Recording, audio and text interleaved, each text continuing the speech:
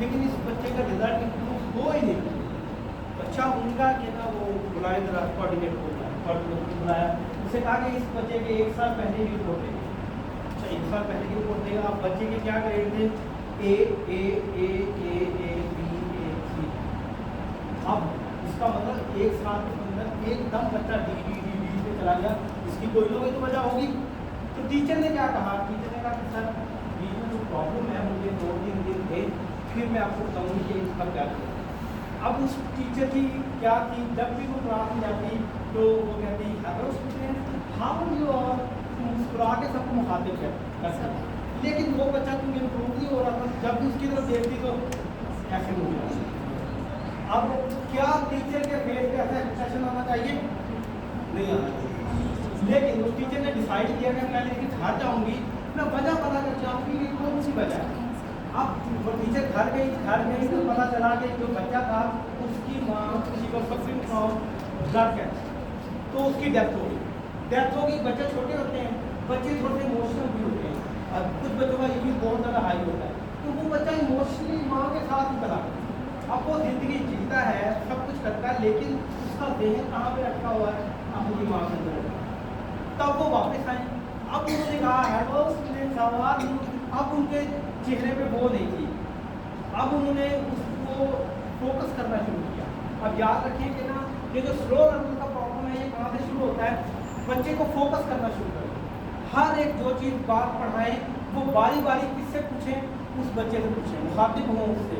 मुखातिब हों, जब मुखातिब होंगे तो उसका अंदर बाहर निकलेगा। ऐसा होगा बच्चा रिफ्लेक्ट बैक करेगा। रिफ्लेक्ट बैक पे आपको पता चलता है इस बच्चे के अंदर क्या क्या ठीक हो रहा है और क्या क्या गलत हो रहा है। तो बच्चा इम्प्रूव होना शुरू हुआ। इम्प्रूव होते होते होते उसने क्या करना शुरू कर दिया? ए और 4 बी ग्रेड की। तो उसके जो फादर थे बड़े खुश हुए। तो ना उन्होंने टीचर्स की वहाँ पे टीचर डे मनाया जाता है, तो टीचर डे पे सब ने उसको परफ्यूम गिफ्ट किए टीचर को। तो उस बच्चे ने क्या किया, एक आधी बोतल दी परफ्यूम की और ना उनको करके तो कहता है नाउ स्मेल लाइक मदर। अब मुझे आपके अंदर से किसकी स्मेल आती है? अपनी माँ की स्मेल आती है। अब देखिए इस तरह से हम बच्चों की ज़िंदगी में इन्वॉल्व होंगे, उनको समझेंगे, तो क्या स्लो लर्नर के प्रॉब्लम पे काबू पा लेंगे? ठीक है, तो इसी तरह आपने करना है। अब फ्लॉटी किड्स होते हैं आपके पास भी, ठीक है। अब इनको कैसे सॉल्व करें? याद रखें सबसे पहले क्रिकेट में कितने खिलाड़ी होते हैं? 11। एक 12वां खिलाड़ी भी होता है, क्या करता है वो? पानी पिलाता है। Very good. फील्डिंग करता है। मैक्सिमम उसका कारनामा क्या होता है? एक कैच पकड़ लेता है, तो लिखा होता है कॉर्ड पे सही, ब्रैकेट में लिखा होता है सब चीज़ें। ऐसे ही है। आप बताइए कैप्टन की क्या इंपॉर्टेंस होती है?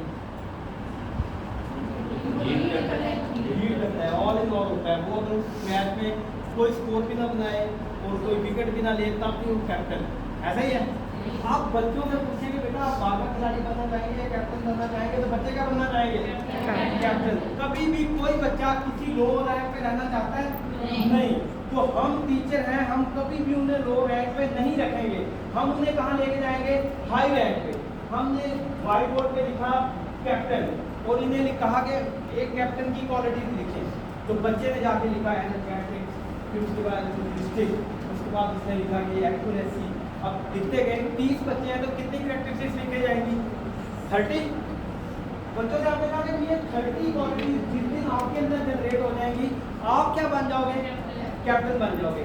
तो हर एक काम जो उसको देंगे तो उसके दौरान आप देखेंगे कि आपको क्या करना चाह रहा है। अब वो ये कैप्टन बनना चाह रहा है तो उसके अंदर आहिस्ता आहिस्ता ये तमाम क्वालिटी क्या होनी शुरू हो गई है? जनरेट होनी शुरू हो गई। अब आपने उनके गोल सेट करने हैं। आपने कहना कि ये बिलाल जो है इस दफा लास्ट की पोजीशन लेगा। उसकी माँ ने क्या कहा था कि ना मेरा ये बेटा इतना इंटेलिजेंट है कि इसके लेवल के बिल्कुल नहीं। तो ना क्या हुआ था कि बच्चा उससे मोटिवेट हो गया। ऐसे हुआ तो टीचर के ये कहने से क्या बच्चा मोटिवेट होगा? इस तरह के कंटिन्यूसली रिमार्क्स पास करते हैं, क्योंकि कई कुछ ऐसे बच्चे होते हैं जिनको कोई बच्चा भी नहीं कहता कि ये बच्चा कुछ कर सके, इसलिए वो फिर बच्चे आगे आने की कोशिश ही नहीं करते। जो आपका छोटा सा रिमार्क किसी बच्चे की क्या बदल देता है? जिंदगी बदल देता है। Then removal of fear.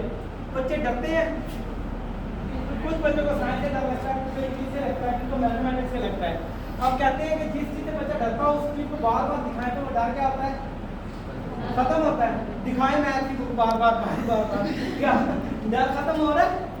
नहीं खत्म हो रहा। अब वजह क्या है, डर इसलिए नहीं खत्म हो रहा, डर इस वजह से है कि बच्चे को सब्जेक्ट समझ नहीं आ रहा।